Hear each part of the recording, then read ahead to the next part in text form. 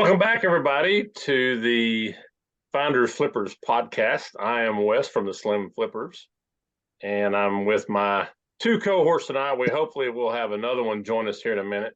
Johnny from the Frizzy's Finds and Stewart back there. Stewart, you want to tell them where you're from? I'm from the same place you are, Wes. You know that. I'm from Knoxville. From Knoxville, Tennessee. Well, I'm not sure if you guys noticed, but it seems as if Harry Tornado is starting to dive into the podcast world again. He brushed off his podcast, and I think, Johnny, you said it was a triple threat podcast. I think we're talking about off camera. Yeah, they used to do it a while ago and stopped. So according to Josh, they had like 33 episodes. Him and Joey Bada Bing 22 and Profit Monsters, they were all part of that, and they had 33 of them. So now they're on episode 34. I wonder, though, if Trash to Cash is giving them a little envy, or they want to try to go after those 97 episodes that Trash to Cash has had. But hey, guys, take note here. Tonight we are in podcast number 2. So, it seems a little coincidental that after we did our first podcast, they jumped back into it. Yes, it does, don't it? Makes you wonder. I mean, hey.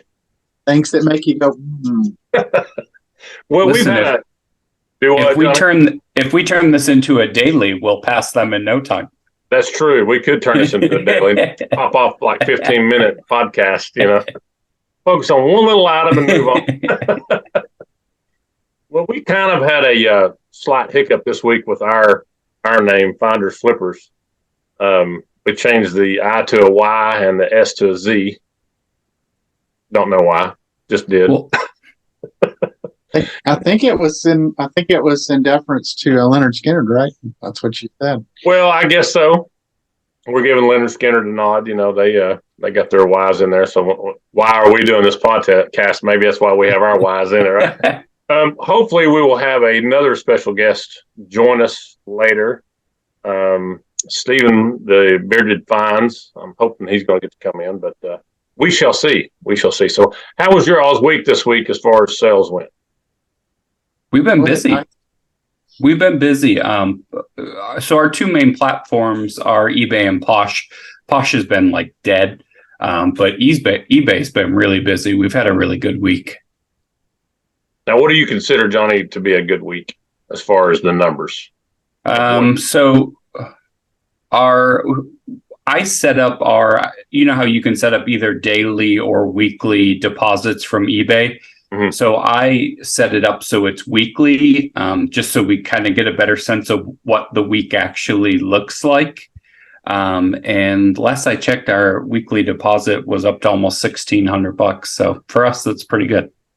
I think we've had a pretty good week. I think we ended up having about 28, 29 sales this week. So for us, that's a good week. I'll take that every week if we can swing that. But not too bad. Stewart? Yeah, actually, it was a little slow for me this week. Just on the eBays and Etsy's and Poshmarks of the world. I had a couple of really good sales that helped make up for it. I had sold a Royal Copenhagen figurine for like $125, so that helped out a lot for a single sale. And then a pair of vintage Disneyland brochures for like $95. I think those were also on eBay. But my booth did really well this week, so I was kind of like right in the same range as Johnny was, total revenue probably for the week. So, overall for an August, because August is historically one of my slowest months of the year, I guess, with people starting back to school and plus it's been so friggin' hot here in Tennessee. I know, I worked at the antique, one of my antique malls yesterday and today, and it was just dead because I think people not want to get out. So next week it ties in the 70s, so we'll see if that turns things around. So. You think that opens the door? Because do you feel like we're going into the fourth quarter yet? Are we there yet, or are we on the cusp of it? I think we're still on the cusp of it a little bit. I think once you hit September, that's kind of the unofficial start of quarter four.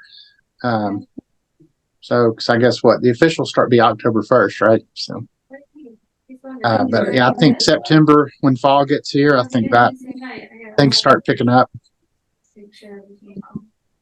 Yeah, we've started to see like winter stuff start moving out. So, like jackets, we've been selling a lot of jackets and sweaters and stuff. So I feel like Stu said, I think we're kind of on the cusp. Yeah, I've had a couple of offers on some jackets this week. Actually, some college football pullovers, hoodies, tops, that kind of thing. I guess people are starting to think, a few weeks down the road here, it's coming, and they're wanting to lace up, so to speak. I know some of my Tennessee ball stuff, Stewart, is starting to move. I did buy a vintage Stephen Barry's UT jacket today, and I've sold some Ohio State Stephen Barry stuff, and I know that was kind of a bargain brand, but they seem to sell pretty well. I think I paid 10 for that UT jacket. It looked like comps on it. I should be able to get around 50 for it. So I'm hoping I'm going to try to get it listed ASAP, before Tennessee messes up and goes and loses to somebody down the road. So. Yeah. Well, saying that's a nod to what I was saying earlier, because, I've got several things that are Tennessee and of course other schools as well. But, if you have those things, you need to start getting all that product on there now, immediately, because college football is getting ready to ramp up full board, and what a great time to have those items on there for people to go and source and find on eBay for sure. Yeah, and anything, I know I sold a vintage South Carolina Gamecocks trucker hat this week, and then sold, I forgot what it was, but something Halloween related. I had a couple Halloween things just tucked aside that I was waiting for fall, and I got those up this weekend. Well, I think that's something that's getting ready to start moving too, for sure, is the Halloween stuff. I've got some flags that we found at an estate sale back in June. Of course, I've been holding on, waiting to list those, and I think I'm probably about the right time to do that. What do you all think? Oh, yeah. I mean, in some ways, if Halloween stuff sometimes sells year round. People who like Halloween really like Halloween. What was your guys' favorite sale? Maybe not your best sale of the week, but what was your favorite sale? I mean, the coolest thing I sold was actually at one of my antique booths, and it was an antique family Bible from 1874. And before I put it out there, I tried to find the family it belonged to, but I didn't have any luck. They were a Knoxville family, but best I can tell, I found who I think might be some of the family, but it looks like literally everybody in that family's gone. But it was just so cool. I mean, I love that kind of stuff because of all the history and everything, and just the handwriting from that period of time. Just it's hard to read, but it's so flowery looking. So that was probably my favorite thing I sold. I mean, I sold it for $40. It wasn't in good shape. The cover was coming off, and so I'm always curious, who buys that kind of stuff. I don't know if it was somebody genealogy person or what, but that was probably my favorite sale. Yeah, that's pretty cool. I sold two of the miniature football helmets that my son had. He kind of went through his closet this week, and he said, "Dad, I don't want this stuff." Of course, he's into the college world now, and he's moved out of the boy things, and so, well, Dad's here for you. Let me see what I can list. So I sold the Arizona Cardinals helmet miniature, $25, and I sold a University of Kentucky miniature helmet for $22. So that's cool. Those are easy things, and they were still in the pack. He never took them out. He just kept them in there. Oh, nice. Were they like the little Rydell ones? Yeah. Yeah. Yeah, they were the little miniature helmets. So that was a cool deal. And I said, yeah, I'll sell those all day long. I've got a couple more. I got the Green Bay Packers to go, and the Houston Texans, another one. That's cool. Sale. Yeah. So. And people use those for autographs and stuff too. So those are cool to have. Oh yeah, absolutely. I wish, Stewart, we had some University of Tennessee ones. We get our hands on. I guarantee those would sell really quickly because around here in Knoxville, Tennessee, people are pretty excited about the Tennessee Volunteer football team this year. What's your take on it? I agree. I mean, I think Tennessee stuff's going to sell really well, and I think they're going to have a good year. As always, the schedule's kind of tough with playing Alabama on the road, and when they get Georgia, is it Georgia on the road and Alabama? No, on the Georgia's road? No, Georgia's here. Right. Georgia's at home, and Florida and Alabama are on the road. So those are two tough games right there. I mean, Florida on paper we should beat them, but you know how that goes. I mean, I'm glad we beat Florida last year, but I don't know if you're like me. I can remember so many years. You'd get drilled by Florida one year, so you immediately start preparing for the next year. Then you sit down in your chair. Tennessee's down 21-0. And you're like, yeah. Right on next year. Yeah. So all of my groomsmen were Gators. So all my closest friends actually went to UF. So my buddy and we decided last year that we were going to go to the Gator game in Knoxville. And we didn't think anything of it. I drove over. He flew in because he still lives in Florida. So we get hotels, everything. And then Friday, we actually start looking at tickets. And they're like $600, on the secondary market for nosebleeds. So we ended up just posting up at a bar in Knoxville and watched the game because we were not about to drop $1,000 to go to the game. Well, years ago, I used to sell Cokes over there at the stadium. I was 12, 13 years old selling Cokes. I remember doing that. One night they were playing LSU, and we were coming down that end zone away from the river, the latest one that they closed in, Stewart. Yeah. And I was coming down the row, and I was going up, and this other boy was coming down, and he tripped and fell. And he lost every coat. He just tumbled down through that. I felt so bad for him. Both sides of the aisle were standing up going, "Oh," yelling at him and stuff.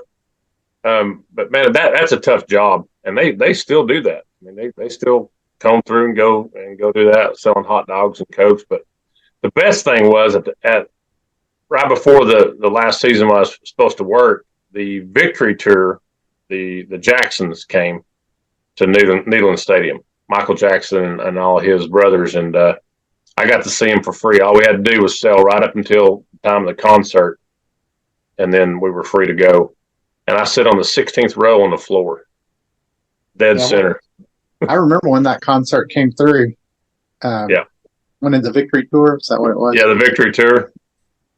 So what was what's the worst job you had in your younger days that looking back you wish reselling would have been around so that you didn't have to do it? My very first job, Sister's Chicken and Biscuits. I was a biscuit maker, and I would go in at like right after school, like 4:00, and we'd stay. And you can't do this now. We'd close at 11 and clean that store till 2:00 in the morning. I was a 16-year-old kid.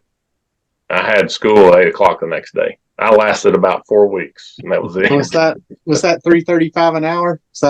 Yes, it was. It was $3.35 an hour. We're telling our age here, Johnny. So, so what about you, Johnny? What was your worst job ever? I spent high school and most of actually all of college in different various forms of Chuck E. Cheese. So, everything that comes with that, from the costume and cleaning up pee and all that you can imagine, and probably then some.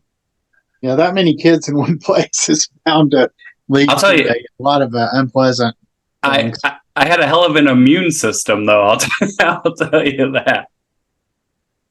Yeah. I was the biscuit maker, and I mean I had flour and stuff from here all the way down on my uniform.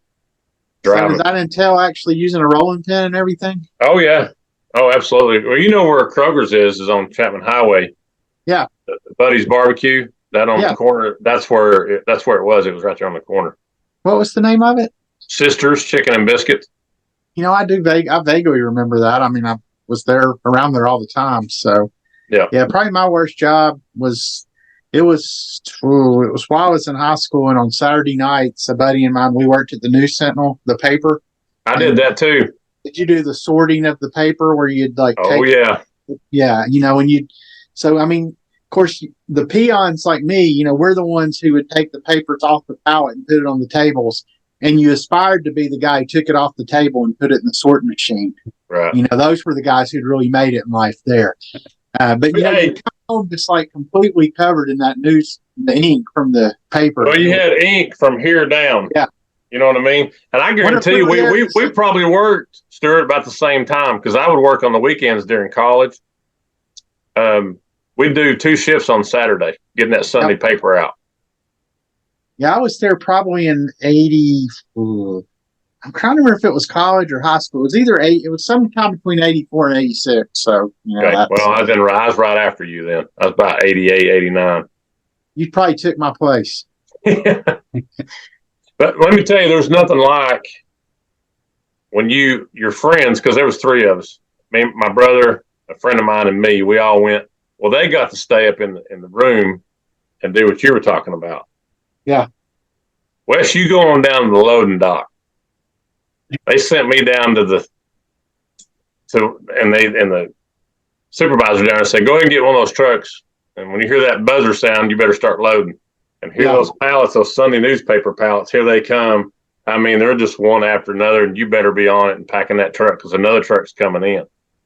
And I learned a valuable lesson that night. I better make sure I get my education. That's the same thing. I mean, I did a lot of crappy jobs, but I think back. I mean, if there would have been this thing called reselling back then, I mean, the options that kids have now to do that. I mean, you can. I'm sure they can make a lot more than I ever made. Working at the paper or picking up rocks in a farmer's field and throwing them on a trailer, and cutting tobacco. All that crap that I did, and it's. Well, we used to think, we're just these little peons that nobody cares about. So we kept seeing guys coming back late from lunch and all this stuff, and it holds, whatever, but they just kept going. Well, one day we went down on the strip to the Burger King. We got all the way down there and traffic was so bad. It was awful. And I think there was a ball game going on too. We got in this big mess and it took forever to get our order. We got back at about 6 minutes late. And the supervisor on the floor up there, and everybody was sitting around waiting on us to come in up the stairs. And he just glared at us, and all of them started, finally glad to see you can make it. He sent all 3 of us down to the loading dock. So good times, but like you said, if I had this reselling thing to do back then, of course, at 16 years old, who knows? But man, it'd make a big difference. It'd make a very big difference. We were at the bins yesterday, and there was this kid who was just like filling bins, like he had 3 of them full. And so finally I went up to him and I was like, nice collection you got there, man. He's like, yeah, thanks. And so I started talking to him, and he ended up he lived in Raleigh, which is like an hour and a half away. And he was still in high school, and his mom drove him, and he just hustles at the bins, gets as much stuff as he can because they don't have a Goodwill outlet in Raleigh. So he just hustled, filled it up. His mom goes, drives him, brings him back. She'll help him look for stuff, but he's like, this is my job. I've been doing it for a year. He sells mostly on Poshmark, but he easily had 50 pounds of stuff that he was going to pull back and list. Wow. Well, it looks as if we're going to have Bearded Finds come on in the room with us. Let's see if we can bring him on in.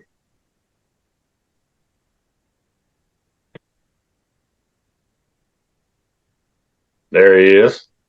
Can you hear us, Steve? Yes. Can you hear me? That's the question. We can hear you, yes, sir. Okay. What's going on, everyone? What's happening? I can't believe it's 8:30 already. Just a little past. Just a little. I'm telling you, it's been so. Okay, so I did a Whatnot show, right? And after that, we went and got some dinner. Went to the grocery store. Came back. I'm like, wait, I'm supposed to be waiting on a package. Like, it's supposed to have like Temu like shipping me out some items for my Whatnot show. I'm like, sweet. Let me look it up because it was supposed to have been delivered today. It says it was delivered. I'm like, where's it at? I literally looked everywhere. It said it was delivered on my front porch. I can't find it anywhere. I'm like, are you kidding me? So yeah, that's what I was doing, trying to like, where's it at? Because I'm freaking out because it was like, it wasn't a lot of things, but I'm like, where's my stuff at? So yeah, cheers, right? Yeah, cheers. We're just glad you joined us, man. We went ahead and started. You're good. Yeah, sorry I'm late. We figured you'd roll in here. You know, we kind of got a hold of you last minute, but that's why you just need to just hop over to StreamYard. Well, funny you say that because Stewart and I kind of dabbled with it a little bit this evening, and you're going to have to teach me some more about it because I'm not. I had a lot of reverb in the microphone. Oh, really? Yep. I thought it sounded good, so I don't know what Wes was doing wrong. So let's talk about StreamYard. We got 10 minutes before it clicks off. Give us a little bit of insight of what I need to know as far as StreamYard is concerned, because I know, Stephen, you do StreamYard, correct? Yeah. Yeah, I do the paid version to get rid of that stupid logo. Oh. Yeah. Now you do features with it. The $20 one or the what? What do you do? I think so. It's just like one of those things like where you pay for and you're like, I never see it, so I don't know how much I'm paying for. So I know it's not like stupid expensive, but I just use it as it's all business. I'm like, it's okay. Well, you make all the big money, so you don't ever miss it, right? Hey, I'm over here screaming at people to buy something for $20. Like, so far from making the big money. I tell you, well, this is kind of neat for me. This is not the Slim Flippers podcast. We are. Johnny, you want to tell them what we are here? What is this? We are finders flippers with a whole bunch of different forms of spellings. So however you type it in, however you find it. It's almost like Leonard Skinner, but Finder Flipper. I know when I was trying to find it on YouTube, I came up with some dolphin videos. And so that's great. How'd your Whatnot show go today? So it was good. I had some technical difficulties with that too. Today's just been a day. So yeah, but it was we went and got some items yesterday and today. And I ran majority of them on the show, and we sold 16 things, $850. That's awesome. So what kind of stuff were you selling? Electronics. I had like some Five Nights at Freddy plush that no one wanted, a fishing rod reel. I mean, you name it, I was selling it. A coffee maker, heated jacket. I mean, there's all kind of stuff. Projectors. Yeah. I got a pair of shoes from you. I did my thing, right? Yeah. Yes, I do shoes. When I say I sell anything and everything, like if I could sell my dogs and make money, I probably would. So you're not a minimum $15 and up kind of guy. You sell it all, right? Pretty much, yeah. So speaking of $15, so I go to the Amazon bin store in Concord, right? It's $15. Well, it's 14 plus tax. So I didn't get a chance to go this week. Where I work at full time, they were like, "Yeah, you're being watched." I'm like, "What do you mean by that?" So because you should have said, "Are you watching my YouTube channel?" Good. Well, they was like, "Yeah, we see your." I'm like, "Oh no, that's Saturday." They're like, "Oh, okay." Yeah, I'm like, "Yeah, that's all Saturday." Like I work. I'm at home working on Friday morning until 12 o'clock, and then but I don't know. It is what it is. So we went to the local bin store, and it's not as good. Like it's okay, but I still found some good stuff. So it was Saturday was $7, and today was $5 per item. So they think that you're doing it on company time. Yeah, that's why you're being watched. Huh. Yeah. Interesting. So, but I mean, so I answer emails from. So with me being a sales rep, I'm straight salary, so I can be anywhere working. It doesn't have to be directly at home because I get all my emails, phone calls, and everything on my cell phone. So I can answer customers' emails. I can call them, do whatever I need to do with my cell phone.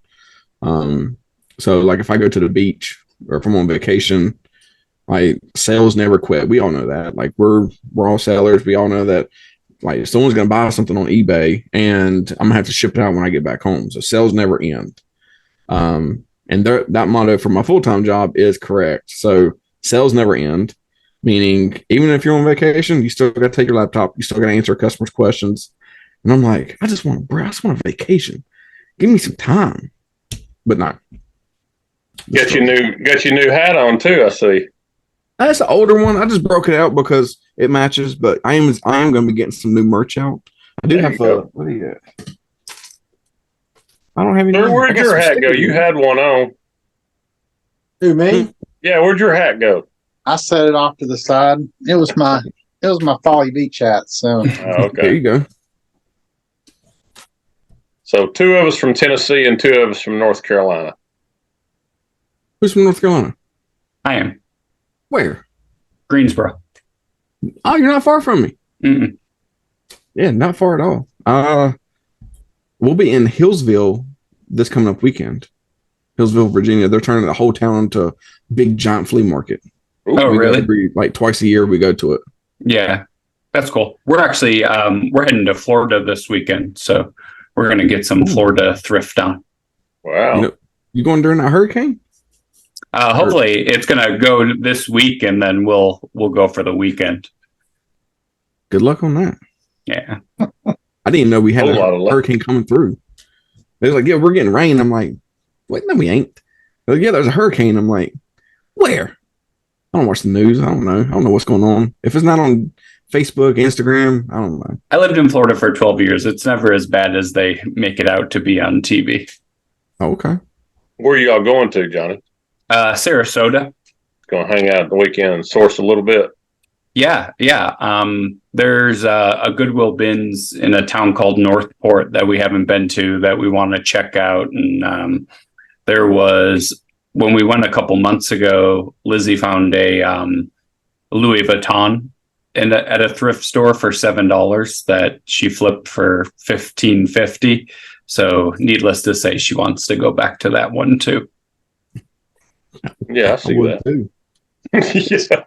Speaking of the Goodwill bins, my son just moved to Nashville. He starts a job there in October. My wife told me he's been going to the Goodwill bins every day. So, it's addicting, man. Yeah, it is. Like you're going. She goes, you'll be proud of Tanner. He's been going to the Goodwill bins every day. So it sucks you in, man. It sucks you in. It is a vortex. I've been twice. I mean, I went whenever I used to work in Nashville. I was living in Knoxville, and I'd drive over there, and I'd always leave early so I could go to the Goodwill bins and stop by before I had to go to the office. Then, of course, I'd go to the office, I'd be all dirty and everything.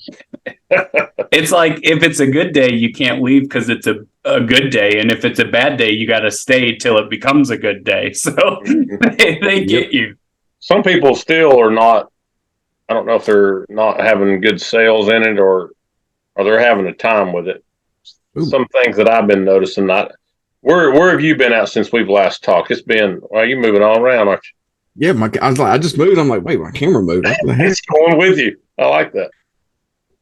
So yeah, I mean, we've done a couple whatnot shows, and so I think the last time we spoke, I think it was before my birthday show. That was like June 28th. Yep. And I did a big birthday show on the 28th. We did. I started at like 12 o'clock. I had like buy me shots. We were running electronics. And then we gave away a PS5 Modern Warfare 2 disc edition. That was for the Operation Christmas that we do every year. And so Whatnot sponsored that for me. We sold stickers, which I thought I had some here, but apparently I'm a horrible person and I don't even keep my own merch near me. So, oh well. Yeah, I know But, we had talked about that Christmas thing, trying to get something together. Yeah. Wanting to try to help you with that because that's an amazing thing that you do. I appreciate it. Yeah, it went. I mean, I will say this: the electronics show that we did, amazing. Shoes, difficult. Clothing, sucked. Like it just sucked. That was the worst show I've ever did. I think the night that I'd bought the pair of shoes, I know so you wasn't selling a lot of product there that night either. I mean, so that's selling shoes on Whatnot. It's really a hit or miss. I mean, because what we do, we're not like Renzi where we go have 30 pairs of one shoe. I'm not there yet at that level. I probably will never be at that level because I don't think I want to be. I love shoes. I love selling shoes, but at the same time, it's like what I go for is like the unique one of a kind shoes. Like we went to Ross, it's a discount store, found a pair of pink fuzzy Doc Martens. I'm like the coolest shoe I've ever seen, but they wanted like $80 for it, and I'm like, no, never pay $80 for them things. But I'm like, that's the type of stuff I go for. Renzi, he gets stuff that sells for him, which makes sense. He's used to it. He's built a routine. And that's what we do with electronics. Like electronics category, I blow it out of the water, even though we're small streamers. So shout out to, if you're looking for Whatnot, get $10 credit. Scan this QR code right here. There you go. And then click on Whatnot and you get $10 free credit. Just shout that out. But yeah, so what we do with Whatnot, my camera's messing me up. Is so today I went and picked up 23 items and it was like $99 and I had a $25 credit. So say it was like, we'll say it's $80, right?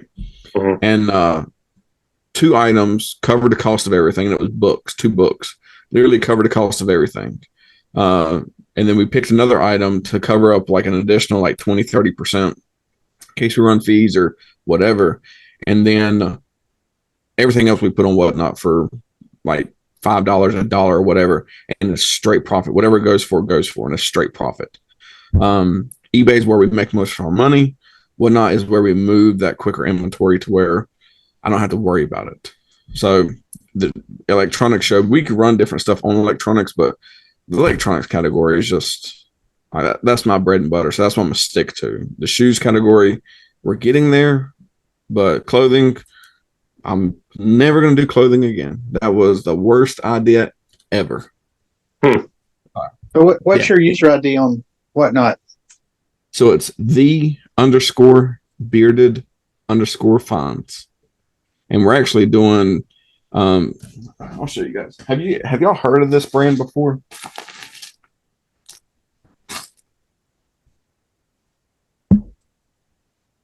I have not. No. I have not. So this is the #1 brand when it comes to heated apparel. So like jackets, vests, men, women's, and stuff like that. They don't do kids. And it takes a unique battery. The battery itself, come October time, sells on eBay for like $70 all day long. And you can look up the comps and like they're selling like crazy. Last year I went to Atlanta and I bought 6 boxes of these things, right? So I spent like $3,000 on a bunch of the stuff and didn't sell much of it last year. The guy hit me up like a couple months later, still the same year. He was like, yeah, I got another shipment in. I'm like, send me more. He's like, you already sold out the other ones? I was like, nope, I did not. But winter time's coming. So the show that we have coming up at the end of September, we're going to run those heated jackets and vests. And it's not no cheap, like crappy jackets by no means. I love that brand. It's a very high-end, comfortable brand. And I've got a women's parka. So it's a long parka jacket with the hood. Retail on that thing is close to $400. And we're going to sell them. So if I probably have about 300 jackets Wow.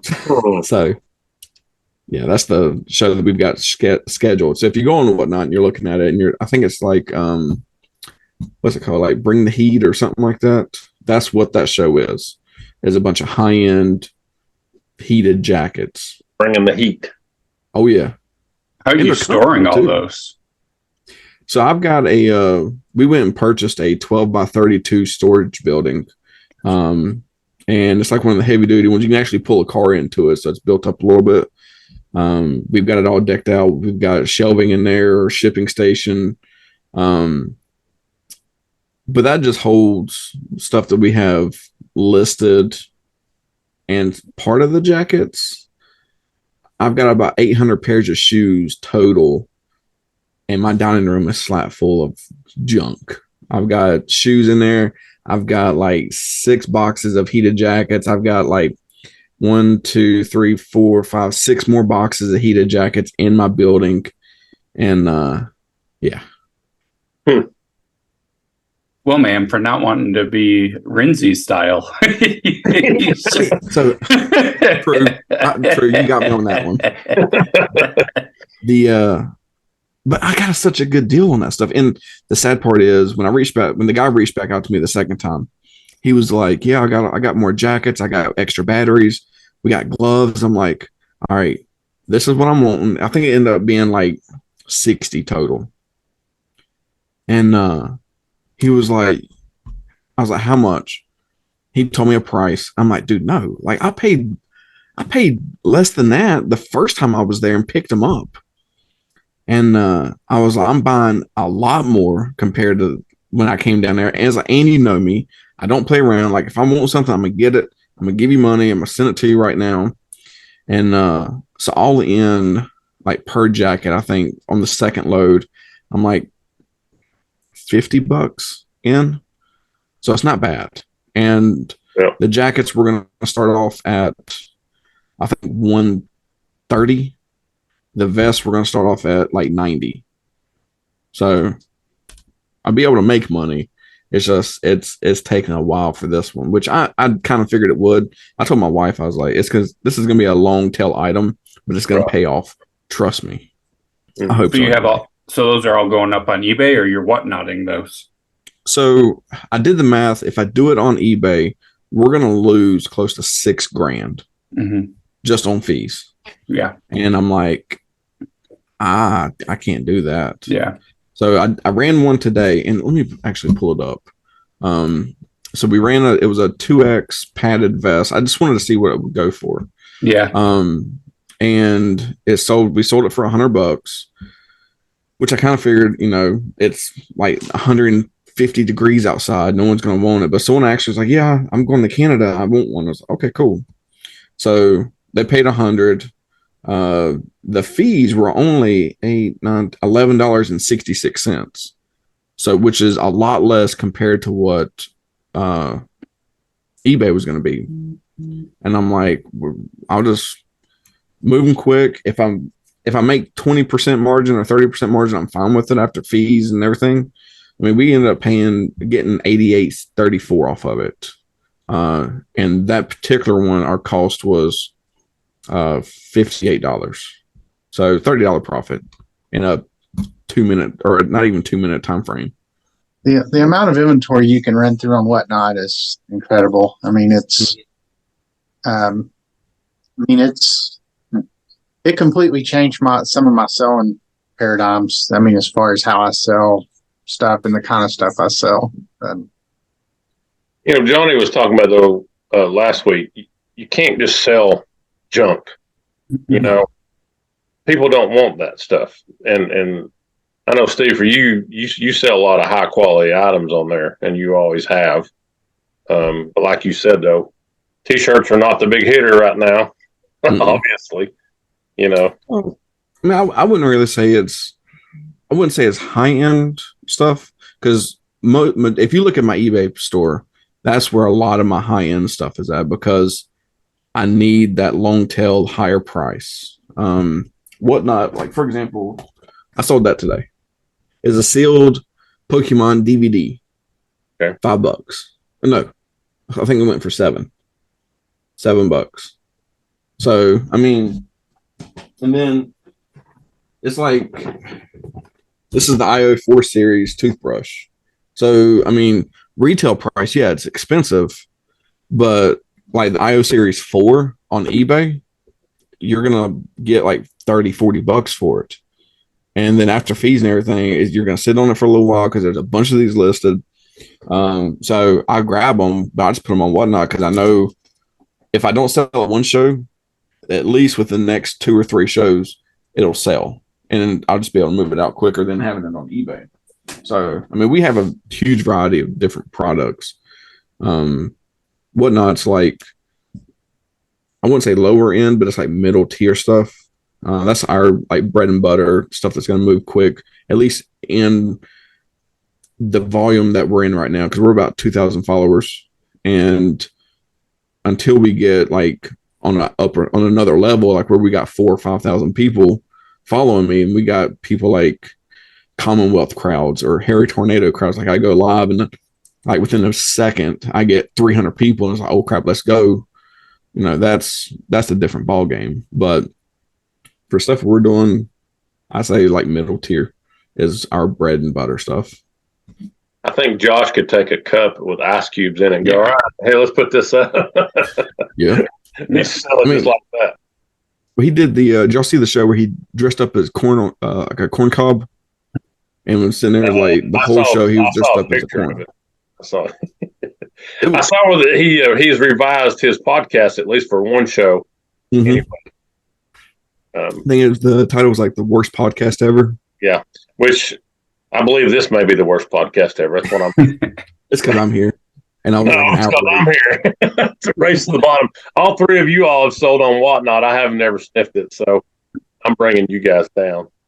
Nah. It is interesting though, like if you watch like people on that level, like just watching them source, and like we'll watch that and go like, we would never, like I couldn't buy a Superman t-shirt and turn around and sell it for $19. So it really just, you know, not that you would sell them a cup of ice water, but you could. So that, you know, it's a whole different, you know, I joke a little bit or just laugh a little bit to myself when they talk about like, oh, you're not a real reseller because you do YouTube and stuff like that. And not that they're not real resellers, but it is different, I think, when you're at that level.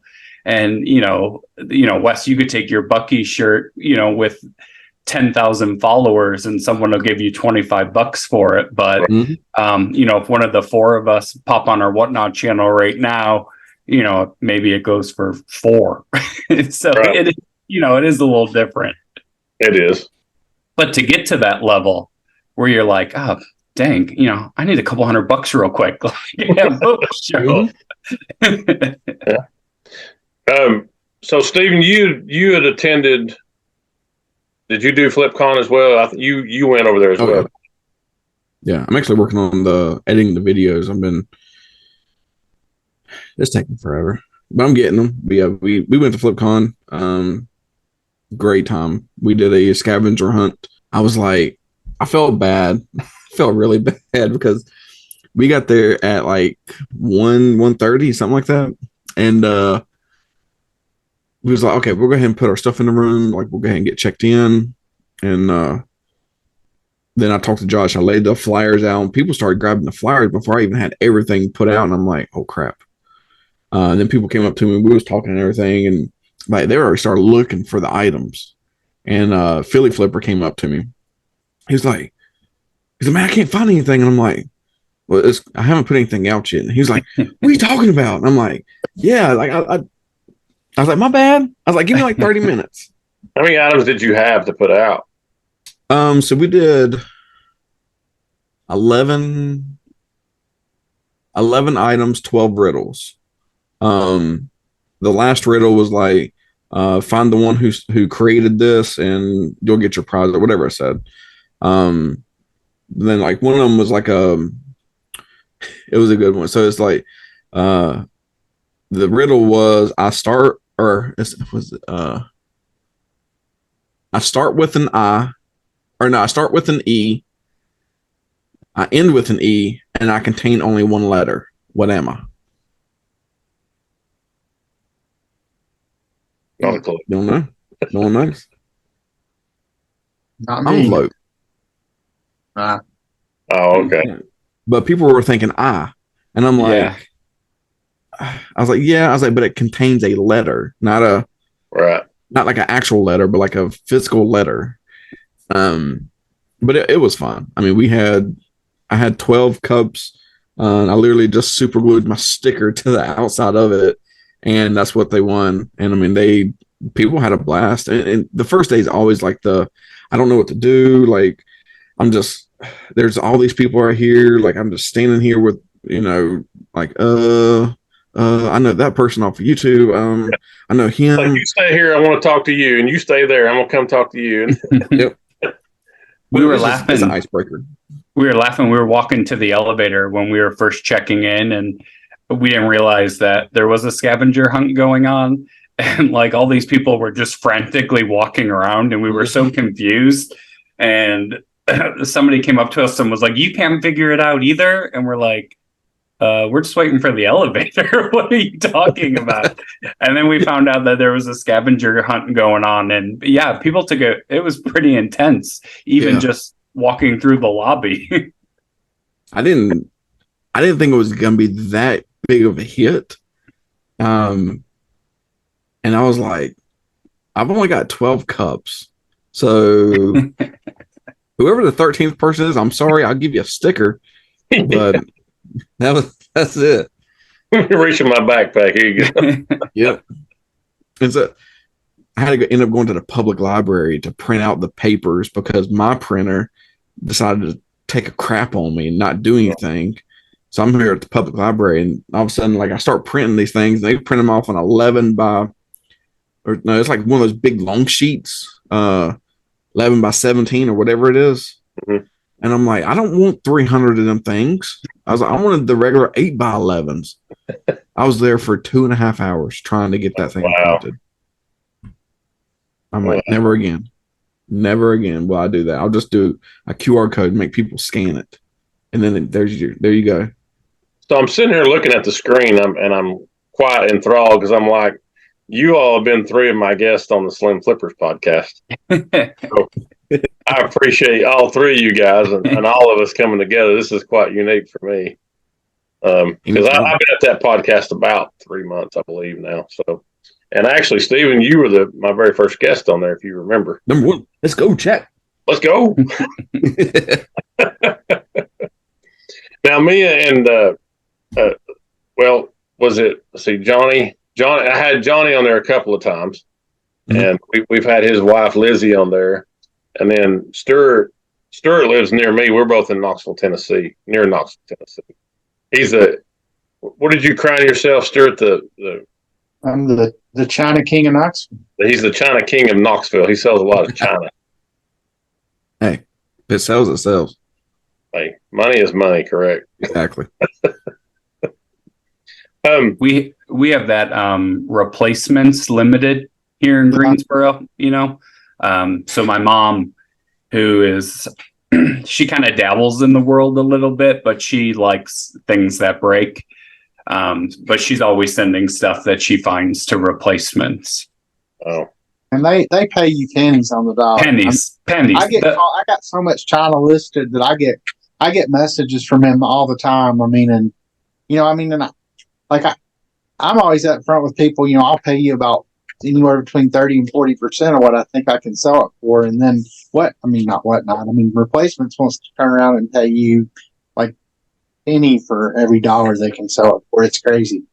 Oh yeah. I mean, she pays like $30 in bubble wrap. And by the end, she's like, well, I made $6. I'm like, oh. And then, I just don't know who still buys from replacements, because I always tell people when I buy China from them, because they'll be like, well, I looked up this dish on replacements, and it's worth $100. I'm like, okay, let me just tell you how things are. I can sell it for about a quarter of what replacements has it listed for, and I'm going to give you about 40% of that, I guess the only thing with replacements that, I'll give them kudos that, if you're looking for a very specific piece, their inventory is so big that, I guess if you just need a piece and know exactly what you need, it's good. But But yeah, it's just so expensive. Once the pandemic started, they stopped letting you like take things there. So everything's got to be shipped. And, for us, we literally live right up the road. But, she's spending $30 in shipping and $30 in supplies for something to go right up the road that, like I said, she's going to make $6 on. But she loves it anyways. Yeah, I think I was your last guest on the podcast, Wes. So you have the Alpha and the Omega here. That's right. We have the first, the last, and Johnny in the middle. Johnny, I think's made the most trips. Most appearances. I've had Steven on a couple of times. I had Stewart on. Yeah, but well, I've got the whole triumvirate here. Slim flipperness. So I'm gonna show you guys an item, and I want to get your thoughts on how much you think it's worth versus what it's going for and what I paid for it. So who wants to go first? I'm gonna say you paid $7 for it because I know you. No, not I pay. So I'll say this. I got it off of Whatnot. Okay. I got this off of Whatnot. So I mean, I paid up on it a little bit. Okay. Let me zoom in a little bit. So let me zoom in so you can actually see it. Is it like an anime thing? Yes, it is a 48. It says centimeters, but it's a humongous statue. It's the it's that name. I don't know how to say it, and it's probably flipped backwards. I don't know. No, it's good. Andromeda Shine Resin. Studio. And don't be cheating and look this thing up. Don't be looking it up. He's tapping on it right now. Yeah, don't be looking at that. I saw someone's fingers tapping on that screen. I mean, I know fantasy. I mean, fantasy stuff sells really well. I sell a lot of like dragon figurines, but I really don't have any. I've never seen anything like that. So, what do you pay for it? Let's take guesses at it. Yeah, what do you think I paid for? Paid $24 plus shipping. And have you sold it yet, or you just have it listed? I just bought it. You just bought it. Yep. So you bought it for 24 and you can sell it for 120. Okay. I'm gonna go higher. I'm gonna say you paid about 125 for it. Okay. What do you think it's worth and stuff like that? I say you maybe able to get 4 out of it. I'm gonna go higher. Okay. Johnny?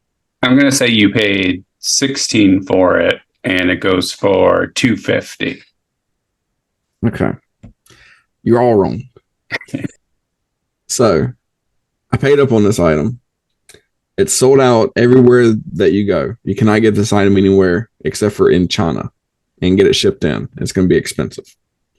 I paid $400 for this thing plus shipping, which was like $24 from Kivadu on Whatnot, which is over in Tennessee. I think they're in close to Knoxville, somewhere around there. Well, we'll be sure to go and pick it up for you, won't we, Steve? You can. This box is like when they showed this box, it's humongous. I was like, oh God, what did I just do? I looked it up, and there's one out of the box that's listed for $750. Now, if you look at the history of it, one sold for like almost $1,100 plus shipping. What are you going to say? When I told my wife I paid $400 for it, this is legit what she did. I was like, I have the $400, right? I thought that's what you'd sell it for. No. So typically, like when it comes to Whatnot, as a reseller, sometimes you have to pay up on things. I bought a couple things from Kivadu, and sold them and made money off of it. So I'm not worried about, but it's just that fear of, I just spent $400 on something that I think will sell, but I don't know. Have you ever done that? Yeah, I'm selling the kind of stuff I sell. I mean, I'm mostly selling under the antique and vintage umbrella. So, I'll buy clothes and stuff if I see concert tees and stuff. But yeah, I mean, a lot of the stuff I buy is really long tail. So, I mean, I've got to keep enough in the pipeline where I've always got stuff going out because, it can take a while for the right person to come along to buy that item. But yeah, so, I mean, I buy stuff a lot of times that I'm not sure how quickly it's going to sell. I think it'll sell, or I'm pretty sure it'll sell at some point. It might take 3, 6, 9 months, a year. But so when things are that expensive, like it's easy, like if you pay $400 for something and you're going to double your money, like that's different than if you pay $10 for something and you're going to get 20 for it. So right. Is there kind of like a price range for you where the mindset becomes a little bit different? Like I wouldn't necessarily pay $5 for something that's going to sell for 15, but you're 3 timesing your money. But something that's 400, like you'll gladly double your money. Does that make sense? Like, Is there kind of like a price tier where almost that mindset changes a little bit?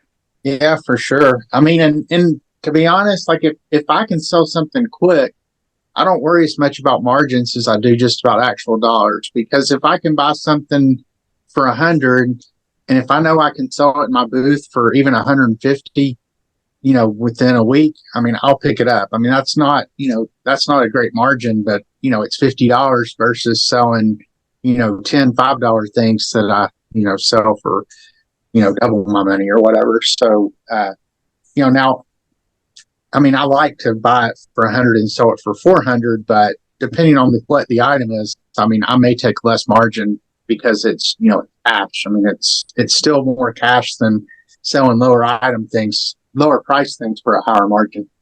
Steve, how long do you think that might take it to sell? What, the statue? Yeah, how long do you think? If I had to guess, 3 months, 4 months. I would hope so anyway.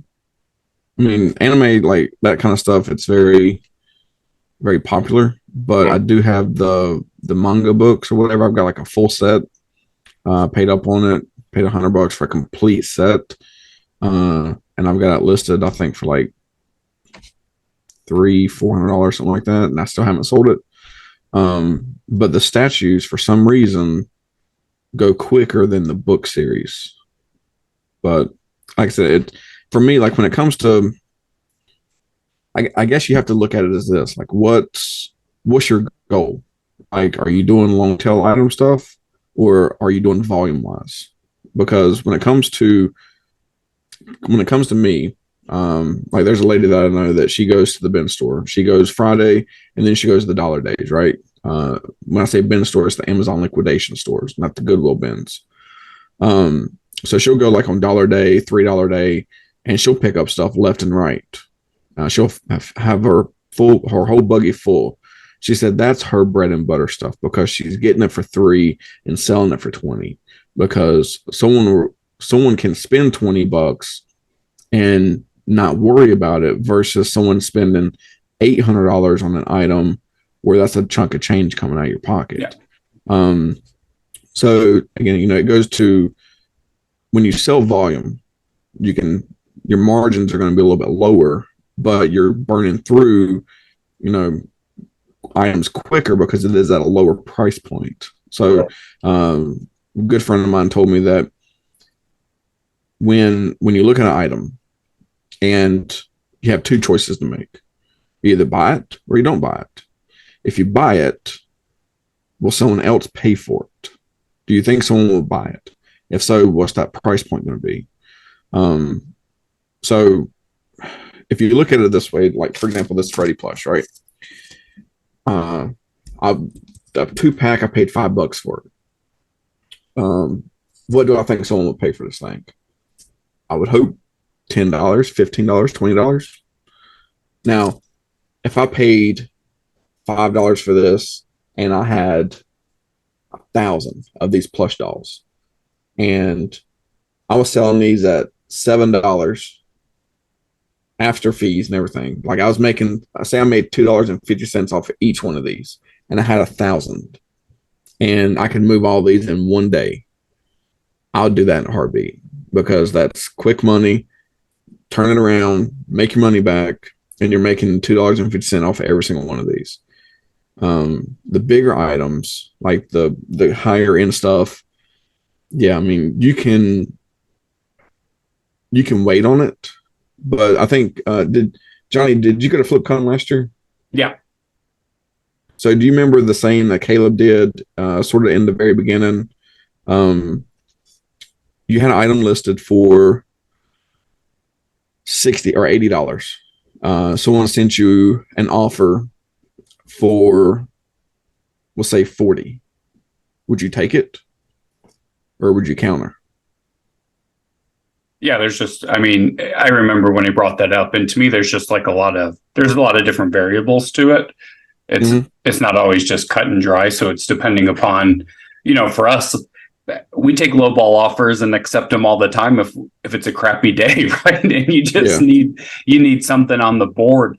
I mean, if I just put it up that day, like I'm countering, right? Yeah. If it's been sitting for a year, yeah, man, just get it out of here at this point. Right. So, a lot of it just depends.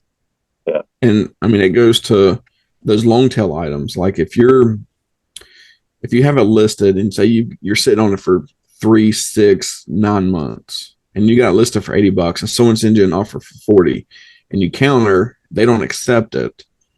Well, you just missed out on $40 where you could have turned that 40 and go buy more inventory and turn around quicker versus waiting for that full price offer. So, I mean, it goes to, what you said, volume wise, I'll take smaller quantities if I'm selling volume. If I'm one item and I've got a certain dollar amount, like that camera that I found at the bin store that was that I showed you on the very first stream that we did, like that was a $1,300 camera. Like I would not take anything less than $1,300 because I know the value of that thing. Right. Would it take me a year to sell that? Maybe, but I would wait on that one. Versus if it was like a Canon disposable camera and it was like $30 and someone sent me a $20 or a $15 offer and I got it at Goodwill for like $2. Yeah, I'll take that offer all day long. So, well, that is all the time that we're going to have this evening. We appreciate you, Stephen, from the Frizzy's Finds, for stepping in and joining us here tonight.